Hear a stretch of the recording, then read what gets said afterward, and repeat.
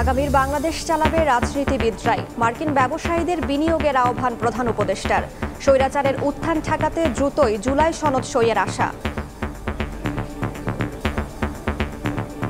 ফেব্রুয়ারির প্রথমার্ধের পরে যখন ডেমোক্রেটিক ট্রানজিশন হবে, তখন তো পলিটিক্যাল পার্টিগুলোই বাংলাদেশকে তারা গভর্ন করবে। ইউএস এর বিজনেস কমিউনিটি যাতে আরো জানাশোনা হয় সে বিষয়ে উনি আরো ইন্ট্রোডিউস করিয়ে দিয়েছেন।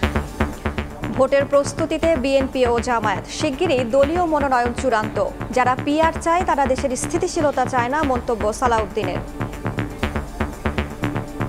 বিএনপি গত 18 মাস পূর্ব থেকেই নির্বাচনী যে সমস্ত কার্যক্রম করা প্রয়োজন সেটি শুরু করেছে। যেই সমস্ত মানুষগুলো নিজ নিজ এলাকায় উদ্ভাসিত তাদেরকেই মনোনয়ন দেওয়ার ব্যাপারে দিয়ে তারা সিদ্ধান্ত গ্রহণ করবে। জামাত ইসলামী সবসময় গণতান্ত্রিক প্রক্রিয়ায় বিশ্বাসী এবং একটি নির্বাচনমুখী দল। প্রতিবেশী দেশের পক্ষ থেকে যে কোনো বিষয়ে হস্তক্ষেপ এবং ইন্টারফারেন্সটা আমাদের জন্য একটা বড় চ্যালেঞ্জ। 56% জনগণ যদি পিআর কি সেটা নাই বুঝে, 70% আপনারা কোথায় পেলেন যে পিআর চায়?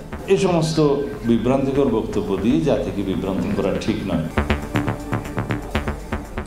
দেখছিলেন প্রধান শিরোনাম। দুপুরের সময়ের সঙ্গে আছি আমি রাইসা জান্নাত। এবার অন্যান্য শীর্ষ সংবাদ। কুষ্টিয়ায় 7 জনকে হত্যায় জাসদ সভাপতি ইনুর বিরুদ্ধে 8 অভিযোগ আমলে নিলেন ট্রাইব্যুনাল। শেখ হাসিনা ও 14 দলের বৈঠক থেকে হামলায় উস্কানির অভিযোগ। দুর্গাপূজায় অপ্রীতিকর পরিস্থিতি তৈরির চেষ্টা করলে কঠোরভাবে দমন করা হবে, অপরাধ দমনে প্রয়োগ হবে ম্যাজিস্ট্রেসি ক্ষমতা। মন্দির পরিদর্শনে গিয়ে সেনাবাহিনী। উপকূলীয় গ্রামে অকাল গর্ভপাতের হার বেশি, লোনা পানির সঙ্গে বসবাসী কারণ। আইসিডিডিআরবির গবেষণা। জলবায়ু অভিঘাত ঠেকাতে বাড়তি নজরদারির পরামর্শ।